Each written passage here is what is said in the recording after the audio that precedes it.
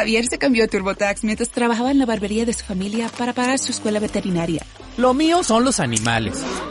Y yo, como experta de TurboTax de Javier, hice que su logro contara al declarar sus impuestos con 100% de precisión y encontrar créditos para estudiantes. Así me compro un termómetro para culebras. Cámbiate a Intuit TurboTax y haz que tus logros cuenten. Detalles de la garantía en turbotax.com/garantías. Expertos bilingües solo disponibles con TurboTax Live. Hola gente de Cine con Acento, ¿cómo están? Habla Juan Carlos Lemus desde Amán. Hoy es 11 de enero de 2023 y aquí tenemos las películas que más nos gustaron este año. Realmente no llegamos a ponernos de acuerdo en 10 y bueno, las personas que nos acompañan aquí usualmente estarán para comentárselas. Recuerden que estamos en diferentes plataformas de audio, en Spotify, en iVoox, en Apple Podcast y en Google Podcast.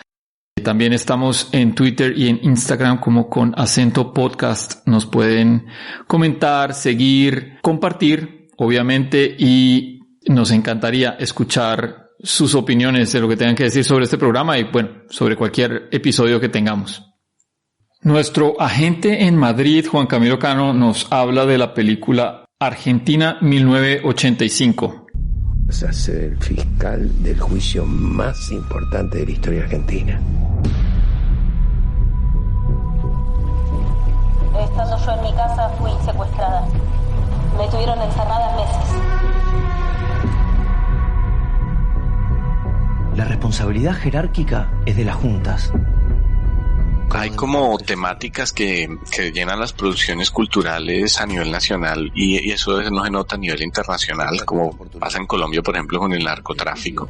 Aunque después de Narcos eso se internacionalizó un poquito. Le pasa a España con la guerra civil y le pasa a Argentina con la dictadura argentina del 76.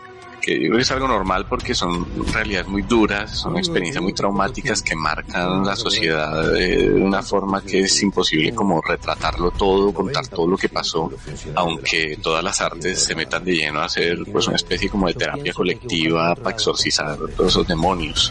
Y bueno, el cine argentino ha hecho su parte, hizo bien el trabajo en todo ese proceso, también ha habido mucha literatura y mucha música y bueno, pero bueno, se nota mucho en la madurez de la película argentina de 1985, donde yo creo que se junta todo eso, que no por nada se vienen haciendo películas de la dictadura prácticamente desde antes de que se acabara la propia dictadura, como no sé, cuenta Luis Puenzo, el director de La Historia Oficial, que los amenazaron cuando estaban terminando en 1983 de grabar esa película, que luego ganaría el mejor Oscar a película extranjera, el primero para Argentina, con una historia sobre el robo de bebés durante el reinado de terror de la Junta Militar. Una historia contada desde la mirada de una mujer que, como mucha gente en esos años, prefería no pensar en lo que había pasado y por eso no se daba cuenta de que su hija adoptiva podía ser una de esas bebés robadas. Una historia que es muy compleja, la cuenta Luis Puenzo desde una perspectiva muy personalista y sin embargo yo creo que consigue hablar en una época muy difícil, todo estaba muy reciente, sobre el terror de eso que había sucedido y que bueno, que seguía pasando en esa época. Y digo esto porque La Historia Oficial la reestrenaron en el 2016 por el 40 aniversario del golpe de Estado y yo creo que eso ayuda a crear pues como un ambiente propicio para volver a hablar de ese genocidio horrible de los militares, de los milicos y que da pie a que hoy estemos hablando de la película de Santiago Mitre. Curiosamente, pues también está nominada al Oscar a Mejor Película Extranjera. Y yo creo que tiene muchas fichas para llevarse el premio. Por un lado porque es una película bien hecha, que se nota que tiene detrás a Victoria Alonso, que es una productora argentina que trabaja para Disney y que bueno, es responsable del universo cinematográfico de Marvel. Y también tiene a Alex Kuchevsky, que produjo El secreto de sus ojos, que también se ganó un Oscar. Pues a Argentina 1985 se nota que le han metido un buen presupuesto. Se ve cómo recrearon Buenos Aires en los años 80, que se ve de todos, en los colectivos, los teléfonos, el vestuario de época, los carros, el diseño interior de las casas, los juzgados.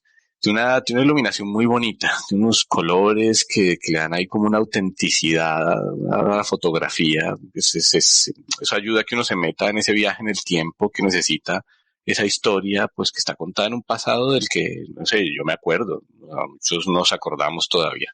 Y cuando Santiago Mitre nos ha metido en esa Argentina de 1985, pues nos suelta a Ricardo Darín haciendo de Julio César Estracera, fiscal pues muy funcionario, desconfiado de los militares, padre de familia, con su mujer, nos muestra a la hija adolescente, a su hijo pequeño, y nos meten en una intimidad familiar y personal que va a marcar el tono de la película. Así se va desarrollando a la historia cuando a Estracera le meten ese chicharrón, ese marrón, como decimos en España, de tener que enjuiciar a la Junta Militar en medio de un ambiente político muy delicado, con el gobierno democrático de Alfonsín muy endeble y el poder facho ahí de los militares, los curas, los ricos todavía muy vivo. Y que aparte de lo difícil de enjuiciar a esa gente, el tema es que tiene un tiempo límite. Y ahí es donde yo creo que la película acierta mucho porque le da importancia a los pibes, a ese grupo de gente joven que ayudó a Estracera a conseguir toda la información necesaria para procesar a la Junta Militar, que reunió la documentación y a los testigos, que luego serían claves para el proceso. Otra cosa en lo que la película acierta bastante es que cuenta una historia muy cruda de una muy buena forma. A mí a mucha gente de mi generación, yo creo que nos marcó La Noche de los Lápices, esa película del 86 de Héctor Olivera, donde se recrean los secuestros y torturas a un grupo de estudiantes de izquierdas, que es horrible, es durísima y que muestra de forma muy real y de cómo los encierran, los degradan, los torturan, los matan. Y uno está ahí con ellos sufriendo, sabiendo además que eso pasó de verdad y que solo uno sobrevivió para contar la historia. Pero para la película de Argentina 1985 no le hace falta eso. Cuando llegan las escenas del juicio y uno ve a los jueces, al fiscal, a las madres de la Plaza de Mayo, a los generales, a los almirantes, a todos los genocidas ahí tan tranquilos y empiezan los testimonios de las víctimas, ahí es donde se gana la película los laureles. Son momentos muy intensos. Uno ve los vídeos originales y las fotos que se tomaron el trabajo de reconstruir y resumir un montón de días y de horas que duró el juicio y la Junta Militar, y uno ve que es auténtico eso, tiene una importancia histórica porque nunca se había visto un juicio civil a crímenes de ese tipo cometidos por militares en dictadura, y eso pues es un ejemplo para el mundo. Y pese a todo lo horrible de las historias, no se pierda a Laura Paredes haciendo de Adriana Calvo, una de las víctimas, que es buenísima. Pese a entrar profundamente en un abismo de lo peor del ser humano contado por la gente que sobrevivió, la película consigue dar un punto muy cotidiano, muy humano a toda la historia, y ahí es donde se nota la habilidad de Santiago Mitre, no solo como director, sino también como guionista. Para los nostálgicos voy a añadir que da mucho gusto escuchar en algunos momentos de la película canciones de Los Abuelos de la Nada, de Sui Generis, de Charly García. Lo cierto es que es una realidad que pasó también en Chile, en Brasil y en muchos otros países de América Latina, donde todavía quedan muchos genocidios de la derecha, de los militares. Y yo creo que por eso Argentina 1985 viene muy bien. Conviene recordar todo lo que pasó hoy en pleno auge de las ultraderechas en el mundo, como recordatorio de lo horrible que es darle poder a esa ideología xenófoba y asesina. En Córdoba, Argentina, nuestra compañera y amiga Sofía Ferrero Cárrega nos regala su opinión sobre EO y por qué es importante en el 2022 o por qué nos gustó. Bueno, a mí EO me gustó mucho, cosa que no importa porque sabemos que el gusto personal es absolutamente subjetivo y no es una categoría estética, pero me atrevo a decirlo en primer lugar porque no me está pasando mucho con películas de los últimos años. Me está costando conectar con lo que cuentan, conectar con cómo lo cuentan. Bueno, con EO no me pasó, con EO. Lo que más me gustó es cómo pone en primer lugar este animal y cómo los humanos son siempre periféricos a lo que sucede. Sin embargo, está también marcada la responsabilidad de las personas con las que este burro se encuentra, que van a determinar los momentos de su vida. Entonces, no nos quita responsabilidad a los humanos. De hecho, el énfasis está puesto en cómo la calidad de vida de este burro depende de su suerte, de cómo encuentra y a quiénes encuentra y dónde encuentra a estas personas. Me gustó mucho también la posibilidad de plantear la vida de este animal como una especie de road movie que lo va llevando por diferentes países, por diferentes destinos, de los cuales él no tiene alguna injerencia en decidir a dónde va, cómo se traslada. Por ejemplo, este chico que lo mete en un camión y se lo lleva a otro país directamente. Me gustó también cómo está enfatizada la calidad de animalidad de este animal, justamente. Las películas tienden a humanizar a los animales, a leerlos en el mismo sentido que se leen las emociones humanas, a ponerlos desde un lugar donde el ser humano sigue estando en el medio. Bueno, esto no sucede y es gracias a un trabajo muy, muy minucioso, de mucha paciencia y mucho trabajo con este animal. Pero al mismo tiempo también responde a una tradición dentro del cine, donde los animales son tratados de esta manera. Por ejemplo, el azar Baltasar, que es una de las primeras referencias con las cuales se compara a Io de Bresson, está mucho más en relación con ese tipo de películas que con otro tipo de películas donde los protagonistas son animales de otros países. Películas de Hollywood, bueno, se me ocurren un montón, pero sin embargo no se me ocurren un montón donde los animales realmente están en el centro y no en relación directa con lo que siente un ser humano. Creo también que estamos atravesando un momento en el mundo donde está todo tan en peligro, el medio ambiente, las relaciones humanas, después de pandemia, después de la guerra. Me parece que el cine empieza a tener un lugar muy importante de nuevo. Las temáticas sobre las que habla el cine. Eso me llama mucho la atención, estoy muy atenta a lo que sucede en ese sentido también. Así como inmediatamente post pandemia tuvimos la necesidad generalizada, que bueno, generalizar nunca está bueno, pero me parece que en eso sí podemos tirar algunas líneas, esa necesidad de no hablar de la pandemia, de no seguir en relación con nada que tuviera que ver con enfermedades, con muertes, con virus que viajen y nos hablen mal de esta hiperconexión que tenemos, donde los aeropuertos son realmente lugares mortales en este sentido. Creo que en este momento estamos, un año después, en esta larga pospandemia, necesitamos hablar también de otras temáticas, ¿no? Porque la pandemia también se impuso como una forma de solo hablar de eso y los países se siguieron prendiendo fuego y bueno, en Argentina, donde estoy yo, en Córdoba especialmente, el cambio climático es muy fuerte porque la deforestación y los negocios inmobiliarios en los últimos 3 años han hecho lo que han querido, entonces han subido casi 10 grados en los últimos 3 años, con veranos de 46 grados. Entonces, bueno, esta película en ese sentido también es importante, es una película importante, ¿no?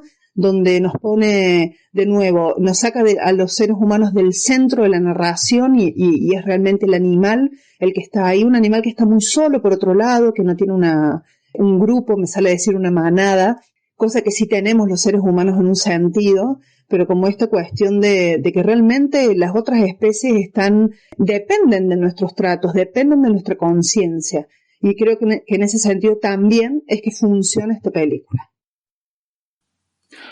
Otra película en la cual nos pudimos poner de acuerdo por el impacto que tuvo fue Decision to Live de Park Chan-wook. Y para esta película tenemos a Arnau Martín desde Barcelona que nos cuenta sus opiniones.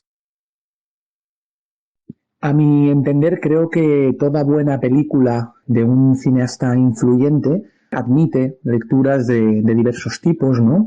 Hay, por ejemplo, 2 opciones, ¿no? Que una es leerla e interpretarla de acuerdo con el canon que ese mismo autor construye, de acuerdo a su propia trayectoria, digamos, qué variaciones introduce respecto a films anteriores, o también, pues bueno, una película que también puede ser leída de forma autocontenida e independiente. A mí, pues mira, para esta ocasión me gustaría optar por la primera opción, ¿no? Creo que Park Chan-wook siempre ha sido un cineasta que ha sabido trabajar muy bien unas ciertas constantes genéricas y también una serie de motivos argumentales y visuales también, ¿no? Por ejemplo, sobre la cuestión de la venganza, que creo que tiñe algunas de sus películas más emblemáticas, por supuesto Old Boy, ¿no? Y el díptico de Lady and Mr. Vengeance. Creo que tienen una capacidad increíble para llevar al límite o de testear todas estas constantes de la venganza, ¿no? De la venganza como motivo que acciona la trama, pero siempre supeditado a una narración audiovisual con un ritmo muy frenético. Ahora que he visto Decision to Live, creo que siempre ha bebido un poco de Brian De Palma. Y con esta película lo he terminado de ver. Recuerdo sobre todo la primera media hora o así, todo este juego que Park Chan-wook propone a través de los ejes de miradas, de las cámaras, de la vigilancia, ¿no? Aquí pues casi que nos podríamos ir también al panóptico de Foucault, ¿no? ¿Quién está mirando, quién deja de mirar ¿no? Es decir, qué tejemanejes, ¿no? Se están llevando pues en las salas de interrogatorios, cómo se gestiona la información. Yo creo que con esta película Park Chan-wook demuestra que es un genio no únicamente del guión, ¿no? Y de que le restringe al espectador para luego otorgárselo de nuevo, sino también de la narración audiovisual y de las transiciones entre las secuencias. Creo que también que Decision to Live, a pesar de que es una película, que esto los coreanos lo hacen maravillosamente bien, yo creo que en Corea del Sur se está llevando a cabo el mejor cine de género, en el sentido de que saben manejar muy bien el horizonte de expectativas del espectador para trasladarlo a otro sitio, siempre supeditados también a pues lo que hablábamos, ¿no? Una serie de motivos visuales y argumentales y de constante y de códigos, digamos, pues eso, pues adecuados pues al género del thriller, al drama, al misterio. Y claro, yo creo que en cierto modo esta es su película más clásica, ¿no? Yo pensaba también mucho en Vértigo, ¿no? Que obviamente no es baladí, ¿no? Que se hable de Brian De Palma y que se pueda también hacer alusión a Vértigo en la misma película, sabiendo lo devoto que era Brian De Palma de Hitchcock. Como toda buena película clásica, y esto pues le robo la observación a una de mis grandes maestras, a Nuria Bou, toda buena historia clásica o casi todas las películas del cine clásico de Hollywood, yo creo también, esconden historias de amor. O por lo menos parten de historias de amor para ir hacia otros lugares, ¿no? Y Decision to Live es que es eso, realmente en sus entrañas, en su núcleo dramático, palpita una historia de amor imposible y trágica de una potencia visual, ¿no? O sea, de una potencia ya de por sí muy, muy vigorosa, pero claro, todo el apartado visual, todo el discurso, todas las transiciones entre las escenas, ¿no? Y el manejo que tiene Park Chan-wook de la puesta en escena, combinando elementos del digital, ¿no? Con esta pátina digital que él siempre trabaja tan bien, ¿no? De esta forma tan nítida, pero a la vez con claroscuros, ¿no? Choca muy bien cómo mostrar algo sin mostrarlo del todo, ¿no? O sea, tú la vas viendo y todo el rato tienes la sensación de que se te escapa algo. Esto realmente es como un guión clásico, ¿no? Con sus sutilezas, con sus claroscuros, ¿no? Y es francamente para mí una de las películas clave de 2022. Pensaba también en una película como La doncella, ¿no? De Handmaiden, que seguramente sea personalmente para mí no es de las películas más logradas del director, pero es innegable que su utilización como diría Sergi Sánchez, ¿no? Del retruécano, ¿no? De esta idea de volver a los mismos puntos, a los mismos enclaves narrativos para abrir perspectivas nuevas que se nos hayan podido escapar. Eso es muy de palmiano, ¿no? Y sin embargo creo que en esta película logra una cosa menos cohesionada y menos tramposa. Yo creo que La doncella tiene algo de tramposo, ¿no? De forzar un poco la maquinaria a interrumpir la acción en un punto y volver necesariamente atrás para aclarar o sea, creo que La doncella está articulando un poco en compartimentos estancos, cuando Decision to Live para mí fluyó todo, ¿no? En actos claramente delimitados también, pero creo que tiene un mejor sentido de la cohesión interna, ¿no? Don Miguel Angulo, desde Morelia, México, se encargó expresar sus ideas sobre Crímenes of the Future del glorioso David Cronenberg, que volvió en el 2022 también. Crímenes del Futuro es una obra que armoniza con el contexto de su tiempo, así como con la trayectoria de su autor. Cronenberg es un voyeurista de la carne y un incitador de los límites, pero también es un filósofo de la tecnología y de las posibilidades del mundo moderno. En esta cinta observamos un mundo en el que el ser humano está mutando para adaptarse a su entorno, a las nuevas condiciones biológicas, a un ecosistema que cambia por los estragos de un mundo víctima de la tecnificación. Pero también pareciera que los cuerpos se transforman en reacción al derrumbe financiero y político de este universo. Los cuerpos se vuelven agentes de cambio político. Y es así como vemos un submundo de novedosas y extrañas adicciones, colectivos artísticos que explotan sus mutaciones con fines de espectáculo, cirugías que al exhibirse al público tienen un valor estético. Vemos también industrias que lucran con la necesidad de una población incapacitada para digerir alimentos adecuadamente. En medio de este mundo surge la posibilidad de hacer que los medios de subsistencia se vuelvan accesibles a todos, gracias a una mutación que permite básicamente digerir la basura. Pero ciertos intereses económicos se oponen y oprimen a cualquier intento de organización de quienes puedan facilitar la generalización de esta circunstancia. Otro aspecto interesante es la parte que se centra la película. Viggo Mortensen, un artista que exhibe los nuevos órganos que su cuerpo produce constantemente, que además de hacer las intervenciones quirúrgicas un acto de intimidad erótica, las vuelve un performance que se acompañan de un discurso de carácter más bien contracultural, porque rechaza las mutaciones, haciendo de su cuerpo una especie de vestigio conservador, que escapa a la corriente de la modificación y de esta condición, digamos, neohumana que ahora impera en este universo. Y es entonces que Cronenberg nuevamente nos hace reflexionar sobre las implicaciones de la tecnología. En este caso, el cuerpo como nuevo ente que se fabrica y moderniza a sí mismo, pero ahora afectando al arte y su nobleza, que puede ser usado políticamente, ya sea para replantear relaciones humanas como para respaldar la opresión de una disidencia. Toda esta brillante elaboración no queda exenta de algunos detalles un poco desajustados en el argumento. Se acompaña de las imágenes estimulantes que el director sabe utilizar tan bien para excitar y a la vez incomodar, provocar y a la vez fascinar. Se trata de una película esencial en los últimos años, que en temática e impacto no puede más que ser sorprendente. Y Liliana Zapata, desde La Tacita de Plata, Medellín, Antioquia, nos habla de After Sun.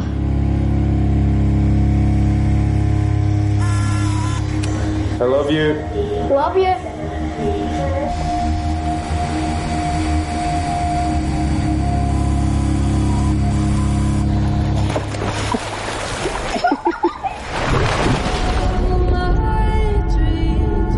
Una de las películas que yo considero una de las mejores del año pasado, de 2022, es una película de la escocesa Charlotte Wells, que adicionalmente es su ópera prima, y es protagonizada por Paul Mescal, muy conocido por una serie que seguramente muchos habrán visto que se llama Normal People, y por Frankie Corio.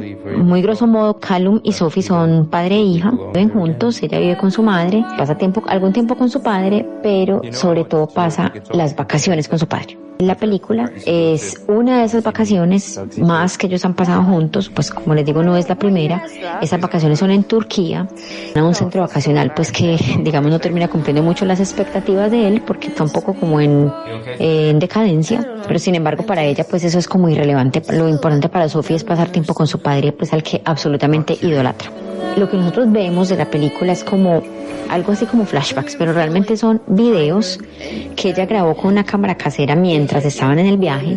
Entonces 20 años después los está reviendo y eso es lo que nosotros vemos. A veces nos muestran a la Sophie actual, a la Sophie pues del momento actual, y nos llevan casi toda la película a ver lo que sucedió 20 años atrás. La película en increciendo de emociones absoluto va develando poco a poco la relación que hay entre ellos o que ha habido entre ellos y esa conexión que han tenido. Sin embargo, pues en este viaje en particular hay un cambio en Callum que según vamos descubriendo con el avance del metraje entendemos que algo no anda bien en él, que algo ha cambiado.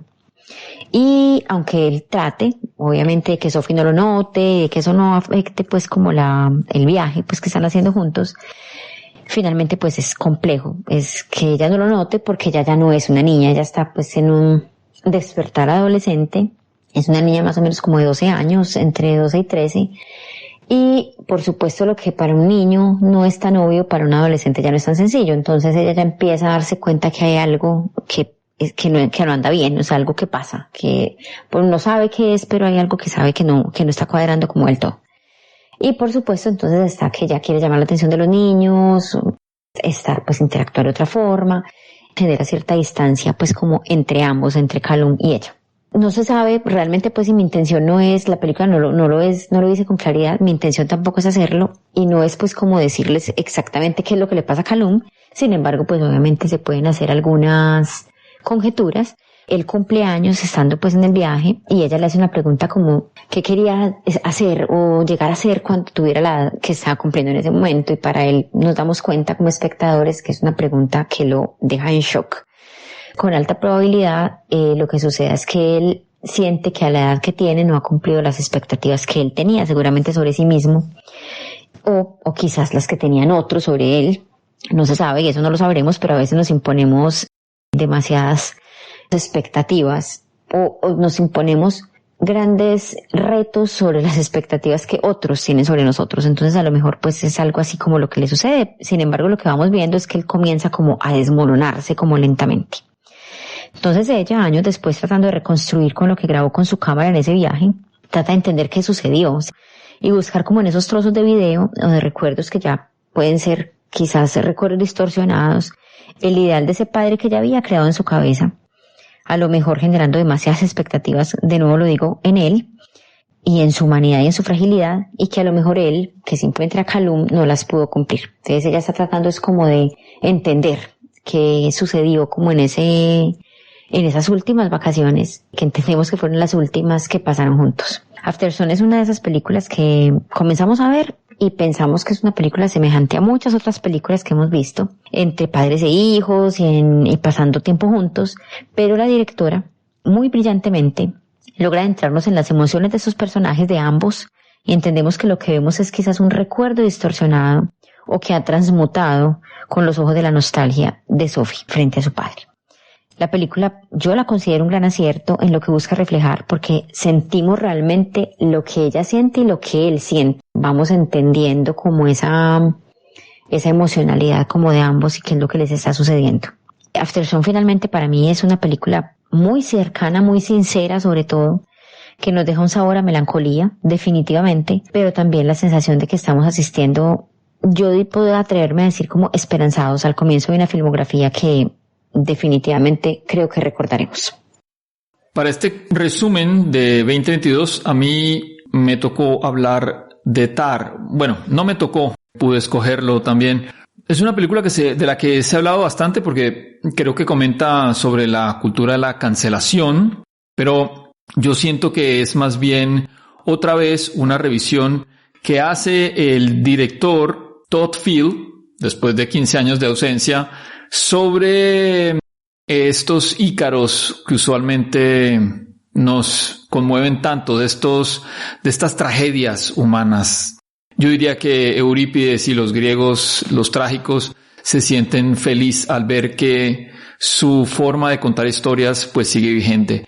¿Y por qué lo digo? Porque ella, la grandiosa directora ficticia, que se podría nombrar entre las EGOT, estas personas que se han ganado los Emmys, los Grammys, Oscar y Tonys, la primera mujer directora de la Orquesta de Berlín, una tremendamente exitosa, no hace lo que tiene que hacer y es su trabajo o el que tanto busca. Ella es especialista en Mahler y quisiera montar una de sus piezas, pero se distrae en coqueteos sexuales, se distrae tratando mal a ciertas niñas, compañeritas de su hija. Estúpidamente trata de resolver un problema en el que se mete por sus aventuras extramatrimoniales, borrando emails, y la vemos todas las malas decisiones que la conducen a ella a alejarse de esta vida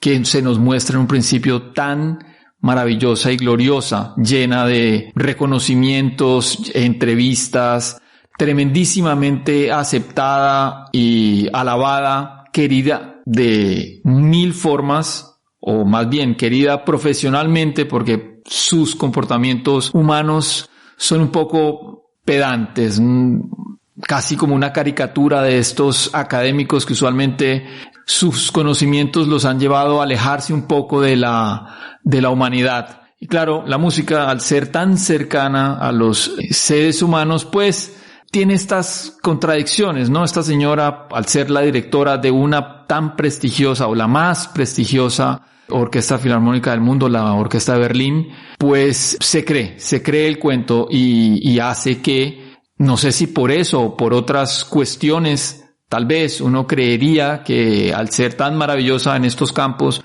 lo es también en otros o es igual de inteligente en otros, y resulta que no, que es en ciertos aspectos tan estúpida como cualquiera y termina de alguna forma cayendo, o para ella, por lo que se muestra desde el principio, cayendo en un fango tan alejada de su queridísima Berlín y haciendo otras cuestiones que tal vez ella considera, o muy seguramente que ella considera baja cultura, haciendo música para videojuegos. Entonces creo que lo más importante de la película es precisamente lo que nos muestra el director Field. estas complejidades de cualquier ser humano que en el caso de una estrella, creo que por eso también vamos a ver los documentales o los biopics en los que se hablan, en los que nos tratan de demostrar el lado humano. Aquí está todo, está más que su gloria.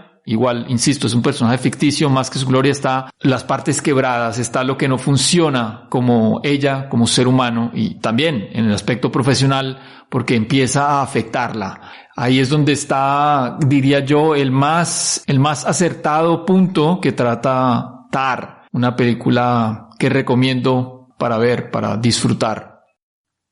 Diana Ospina, también desde la ciudad de Bogotá, Colombia, nos habla de The Novelist Film. Traducido, la película de la novelista es la última película de Hong Sang-soo, este director coreano, que se caracteriza por historias que buscan retratar un mundo cotidiano, un momento como de inflexión, diría yo, de ciertos personajes, pero enmarcado en algo cotidiano. Un día que parece intrascendente y donde la fuerza de la acción está más que en las acciones mismas, en las reflexiones y en las conversaciones de los personajes. Este es el caso, sin duda alguna, de esta película. En esta historia tenemos a una novelista en plena crisis creativa. Es alguien que ha escrito, sabemos por sus conversaciones, muchos libros, y que al inicio de la película pues va a visitar justamente una librería de alguien que fue amiga de ella en su juventud en Seúl. Esta librería está a las afueras de Seúl. A mí me parece que esto es como clave en toda la historia porque la acción sucede como fuera del epicentro, fuera de la ciudad. Es allí a donde terminan yéndose estos personajes con los que se va encontrando la novelista, y son todos personajes que de alguna manera, ya sea que el tiempo ha pasado y esos sueños de juventud y esa manera en que vivían esa juventud de pronto donde todo parecía posible, más comprometida, más alocada, pues ya pasó y están en una nueva fase. Lo digo porque, por ejemplo, la dueña, la propietaria de la librería, es esta antigua amiga, también escribía, pero también es alguien que dejó de hacerlo. Y parte de esa conversación y de esa primera conversación que tiene la novelista tiene que ver precisamente con por qué dejamos procesos creativos de lado. Entre las reflexiones que están, no tuve más la fuerza, no tuve más la disciplina para hacerlo, o como se lo plantea la novelista, ya no me interesa, ya mi estilo no me interesa. O sea, hay algo que quiero decir, pero la manera como estoy diciendo las cosas no va conmigo en este momento, ¿no? Estoy en búsqueda de nuevas maneras de comunicar. Se siente en estas conversaciones, obviamente, que hay pendientes. Por ejemplo, la novelista se sorprende de saber que su antigua amiga sí leyó su novela, pero que nunca le escribió al respecto, por ejemplo. Y después de ese primer encuentro, pues vendrán otros casuales, y aquí obviamente se ponen unas grandes comillas, porque lo son en la historia, pero obviamente pues son esas casualidades que pueden darse y que cambian destinos. Con un realizador de cine que nunca hizo la película sobre la novela de esta directora, con una actriz fantástica que también está atravesando una crisis creativa.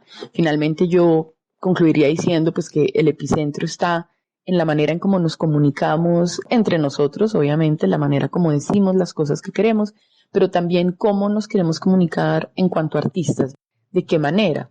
Hay toda una discusión en los diálogos sobre el arte que debe monetizarse o la importancia pues de ganar dinero, de lucrarse, y eso equivalente a éxito, versus lo importante es pues lo que yo tenga para decir, y esas búsquedas creativas o esa sensación de vacío y de no satisfacción por estar en un momento donde no sabemos cómo decir lo que queremos decir.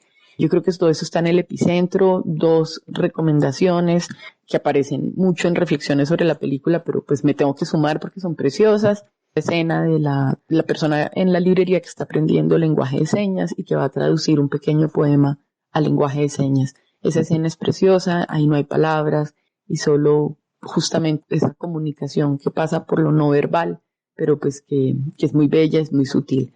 Y la segunda, el cierre de la película, que podría interpretarse, o que es de alguna manera la película, el tono que podría tener esa película que le gustaría hacer a la novelista. Un blanco y negro precioso que resalta o destaca a los personajes, no sé, es un blanco y negro muy cuidado, planos abiertos, muy pocos cortes, muy pocos movimientos. Es toda la potencia, como lo dije anteriormente, en las conversaciones que suceden entre los personajes. Y entre las películas que no alcanzaron suficientes votos, por ejemplo, Un été comme ça, también Armageddon Time, Marcel de Chelles-Juson, aparece Los Reyes del Mundo, de Laura Mora, la película colombiana que se ganó la Concha de Oro en 2022, y creo como un homenaje y también por ser una película hablada en español, le pedí el favor a Dani que desde Bogotá nos comente sobre ella. Los Reyes del Mundo, de Laura Mora, es una película que revela quizá una nueva tendencia en el cine colombiano: darles voz a las periferias y ampliar el territorio en el que se inserta la mirada cinematográfica. En este caso, la directora ya no nos habla de una problemática social en Medellín, como en Matar a Jesús, su ópera prima, sino que nos muestra el escape de la urbe de 5 jóvenes vulnerables hacia el campo, en la búsqueda de una tierra prometida que no encuentran en las calles y esquinas de la ciudad.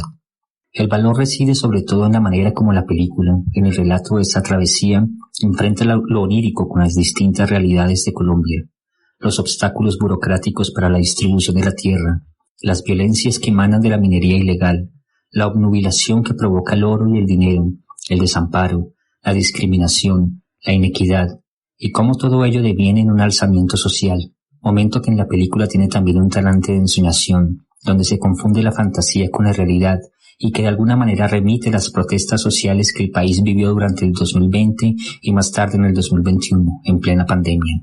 En otras palabras, la película logra comprimir nuestras problemáticas en una historia en la que confluyen las brumas de lo real con las claridades que permiten la inocencia y la esperanza. Debido a su carácter de road movie, Los Reyes del Mundo nos muestra diferentes estadios, puntos de llegada, donde brotan conflictos y obstáculos que tensionan la historia y la vuelven atrayente, pero también personajes secundarios que marcan la transformación de los personajes principales. Tal es el caso del encuentro de los adolescentes con las prostitutas que los acogen durante su travesía, momento de un tono melancólico y de equilibrada belleza, tanto en las imágenes como en las acciones, que realzan en silencio los sentimientos tanto de los jóvenes que encuentran en estas mujeres maduras la añoranza de una madre perdida, como de las prostitutas, que materializan en ellos a sus hijos desaparecidos por el conflicto armado. Otra de las realidades latentes del país que devela la película. Todo esto sin explicaciones, sin palabras, solo con la espontaneidad casi mágica de ese encuentro. Ese momento es un ejemplo además de cómo la película privilegia más el mostrar que el contar, permitirle a la imagen ser elocuente en vez de ser explícita con las palabras o los diálogos excesivos. Esto le permite al espectador interpretar, compartir la meta, la confusión y ensoñación de los personajes y cómo ésta se une a la realidad de la que el espectador no es ajeno. Por otro lado, el entorno paisajístico del campo y las montañas del Bajo Cauca antioqueño en la zona andina del país es bien aprovechado por la película. Las brumas, la niebla, la noche, la selva, las montañas, los ríos se vuelven aliados estéticos del periplo de los adolescentes, pero además logran fundirse, sin transición evidente, al carácter onírico de la historia. El desenlace es también un elemento destacado. Nos brinda la crudeza de lo real, pero al mismo tiempo la sanación que otorga la fantasía. No importa la contundencia de la realidad, cuando la película, con imágenes nacidas de la ensoñación presente a lo largo de la historia, brinda un escape, una esperanza, una catarsis completa para el espectador. No solo Los Reyes del Mundo es clara merecedora de la Concha de Oro que obtuvo en la pasada versión del Festival Internacional de Cine de San Sebastián, sino que es, desde mi punto de vista, una de las mejores películas del 2022. Soy consciente de que como colombiano la película puede ser más cercana y tocar fibras más sensibles en mí, pero también considero que tiene una fuerza universal por el logro de retratar la historia de adolescentes insatisfechos y rebeldes que buscan un mejor lugar para ser, como los que podría tener cualquier hemisferio del mundo. Laura Mora, como ya lo había dejado entrever en Matar a Jesús, demuestra una sensibilidad muy fina para observar y después retratar la realidad social de Colombia y con ello proponer un escape hacia la periferia, que es a su vez crítico con ese centro que les niega a los jóvenes sus propósitos y les oculta las alternativas. En esos lugares distantes, casi distópicos, aquellos que suelen estar escondidos de las cámaras y sus lentes, la directora revela otra Colombia, con sus propios conflictos e injusticias, pero también con otras salidas y con otros horizontes.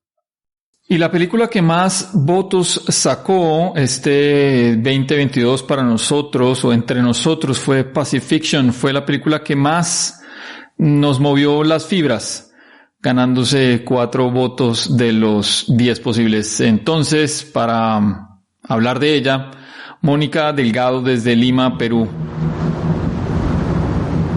Vous êtes conscient que pour le moment ce ne sont que des rumeurs. Moi je n'ai pas la moindre information concrète. Je n'ai aucune certitude. Regardez comme elle est belle notre île. Oh, regarde ça. Oh mon Dieu.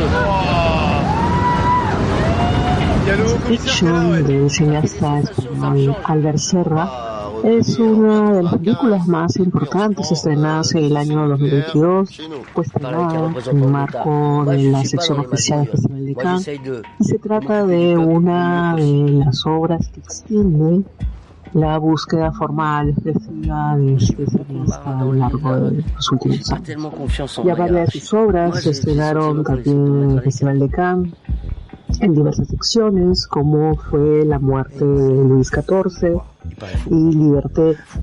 Y aunque también Honor de Caballería se estrenó en la Semana de la Crítica, pero en el año 2006. Podemos decir de alguna manera que Serra es un cineasta que ha estado presente a lo largo de diversas ediciones de este museo.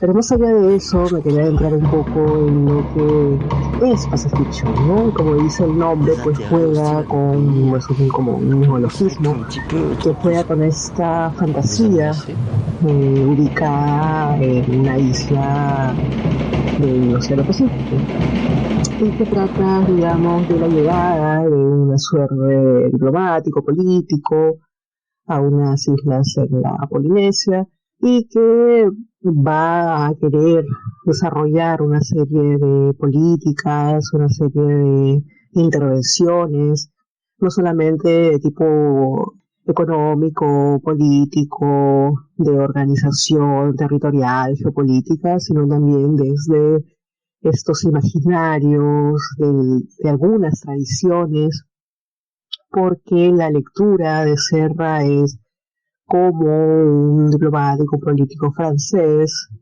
llega nuevamente a este tipo de territorios y formula toda una alegoría, digamos, sobre estas presencias coloniales aún en esos territorios que tienen sus propias identidades, sus propias dinámicas sociales, pero claro, a Serra no le interesa utilizar los códigos del cine político o del thriller político. Es más, no es una película muy especial en la medida de que está plena de toques oníricos, de, como dijera Serra en una de las entrevistas, que le interesaba que Pacifiction se viera como una película que explora estas rupturas de percepción de tiempo y espacio. Y por ello es que esta obra, que tiene muchos elementos y muchas secuencias, por así decirlo, que van a despertar en el espectadora esta sensación de que lo que está viendo no es nada realista.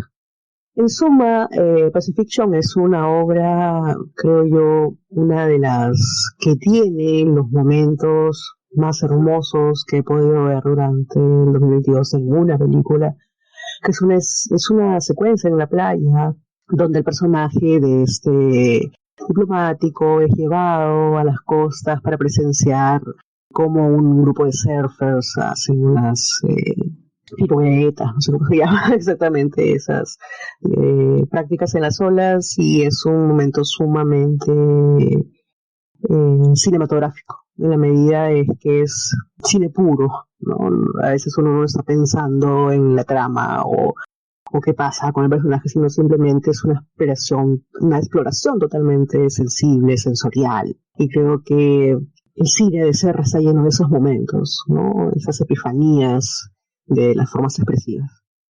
Gracias a todos los que llegaron hasta el final de este episodio. Recuerden que estamos en iVoox, Spotify, Apple Podcast y Google Podcast, y que nos pueden encontrar en Twitter y en Instagram. Por favor, síganos, coméntenos, compártanos, Nos encantaría escuchar de ustedes. Estamos como con Acento Podcast. Gracias. Feliz año. Chao.